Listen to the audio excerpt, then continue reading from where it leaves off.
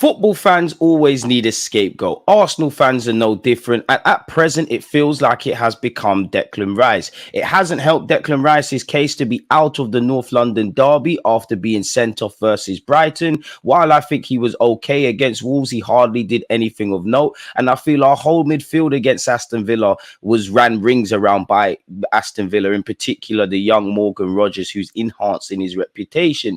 For England recently, he scored versus Ireland. I mean, he's got a knack of haunting his former club slash nations. He's bagged against Chelsea, West Ham, and Ireland, side note. So he's haunted them. Hopefully he's able to do that this season. But that game is almost irrelevant to this video. Why I'm making this video and why that game is of importance to me is because of Declan Rice's comments after the game, in which, as you can see on screen, he basically alluded to not being fully fit and doing pre-season while the Premier League's going. We all know after the Euros, he was granted an extended holiday. While it doesn't look like Saka is at his best, Saka is playing, quite great, really, and Declan Rice is struggling. Now, I'm no genius, and you lot aren't either, and I think a lot of our fans, if you were to cut Declan Rice a bit of slack, it would be clearly the man doesn't look fully fit. Let's face it. How many Premier League footballers 3-4 games into this season are going to be fully fit if you genuinely ask them? How many managers would say their team are looking free-flowing tactically and everything they want?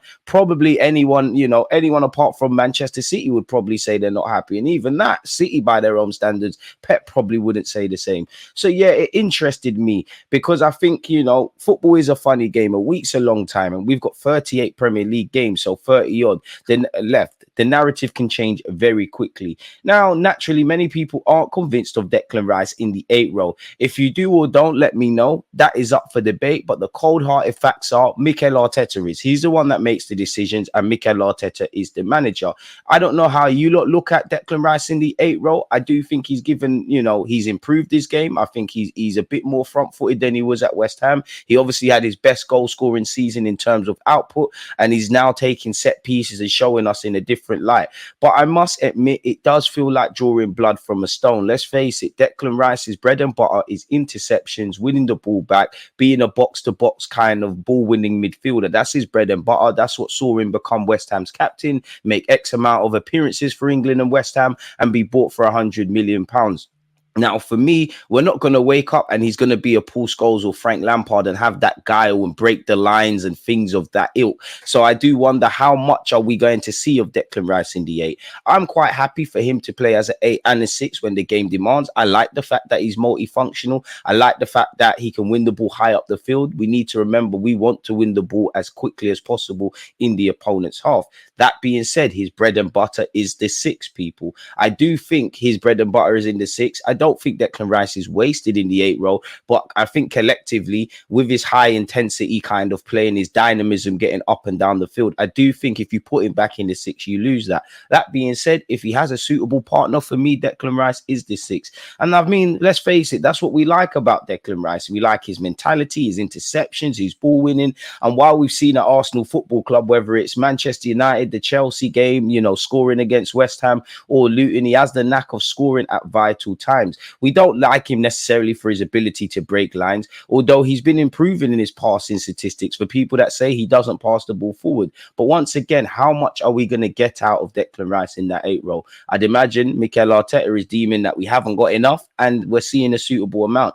As I said, for me, he's at home in the 6, logically. As I said, Arteta wants to win the ball back as high as possible and as quickly as possible, if I'm completely honest. We want to also use Declan Rice collectively to manipulate oppositions into playing the ball into certain passing range. And with his high recovery runs, with his dynamism and his intensity and his ability to get up and down the field, naturally, that is something that helps us. Because again, the way he's playing that 6 role at West Ham is very different to what he currently faces in midfield at Arsenal Football Club, beyond the obvious. I do think people get too hung up on positions. I think you see 6 is the furthest midfielder forward, and likewise at times the 8's the deepest. Likewise, you see a lot of movement up front. So I do think in the modern day, from what it might say on paper to what you see in the reality, are also at times very different. But I mean, he's a protector on the transition. He allows the more creative players to have more freedom to express themselves themselves in the opposition half. While Declan Rice is suspended, and obviously Mikel Merino is obviously not an option for the North London derby, one does wonder, in the good way, what Moreno and Declan Rice give Arsenal. They give us height, they give us duels in the air and on the ground, they give us greater impetus, they solidify the midfield, especially if Merino is able to stay fully fit and we can get some continuity on that left-hand side with our options. In theory, Calafiori when he gets his start, obviously Mikel, and potentially Raheem Sterling or Martinelli or Trossard, people. One does wonder, though, with that midfield, while I think it will give the license to Odegaard, and I do think it's a high-intensity, all-action midfield, one does wonder if Mikel Merino and Declan Rice have that guile to consistently break lines. We're used to the Cesc Fabregases, the Santi Cazorlas.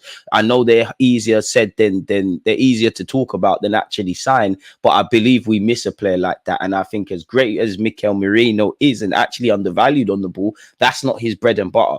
And the same goes for Declan Rice. In the most respectful way, they're piano pushers versus piano players. Odegaard would be the piano player. And what I mean by that is, if you imagine the example of a theatre, people, if the piano pusher doesn't literally put that piano on the stage, then nobody's going to go to the show and watch the pianist play, really, which would be, in that case, Odegaard. So it is important. But Declan Rice, and to a degree indirectly Moreno, their game is about winning the ball back and being facilitators and almost the links between protecting the defense and also allowing our more creative players to thrive. So I guess that's a wider discussion, people. And one does wonder, I think we're seeing early this season already, teams are setting up in not necessarily low blocks so far, but mid blocks, and they're stopping us playing centrally. I think Unai Emery's Aston Villa did a fantastic job of that. I think Brighton did a great job of that when it was 11 versus 11. When a man got sent off, it became 10 Arsenal players against 11 Brighton players, and they had an extra body in terms of the referee. So one does wonder if that midfield pairing, or in general, we have enough to break the lines. But in short, people, I think people need to lay off Declan Rice a bit. I still think he's playing at minimum a 6 out of 10. I think he'll show his quality. And I know football is about what you're doing, not what you've done. But I mean, you can't go from singing this man's praises to this pylon, really and truly. As much as I think there's fair concerns about our football club at the moment, I do think there's a lot of over-exaggerating, not just about Declan Rice. Unless your name is David Raya, Kai Havertz, or Bukayo Saka, indirectly maybe Calafiori in his minutes and Timber, I don't think the sentiment around the players and around the football team and our pursuit of Premier League glory is necessarily positive. And I think there's a lot of pylons. So I do think there's a bit of a luxury you need to give Declan Rice. I think we need to consider he's not fully fit. I think we need to give him the luxury in that still this season, while he's suspended for the Spurs game, there's still not been an evident, consistent partner for him. As you know, there was a bunch of different midfield options owing to a lot of circumstances last season. So I still believe in Declan Rice. He's still one of the first names on the team sheet. And I mean, let's be honest, people, he was accused by people, including myself, of passing backwards frequently. But when you look at the statistic on screen, that raises in question, what the hell are we actually talking about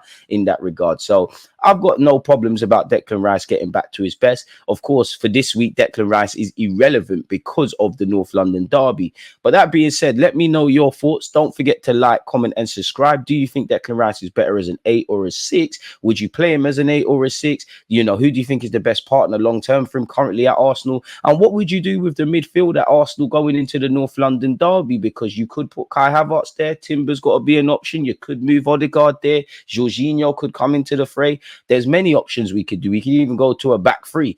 Whether we do or not is another thing. But I don't feel there is a solution that every Arsenal fan is 100% convinced on going into the North London derby. Hopefully Mikel Arteta is. But let me know your thoughts on all the points raised today, people. Let me know your thoughts on any other creative juices I've got flowing indirectly with certain comments. Don't forget to turn on your notification bells. Like, comment, and subscribe. God bless you all. Peace.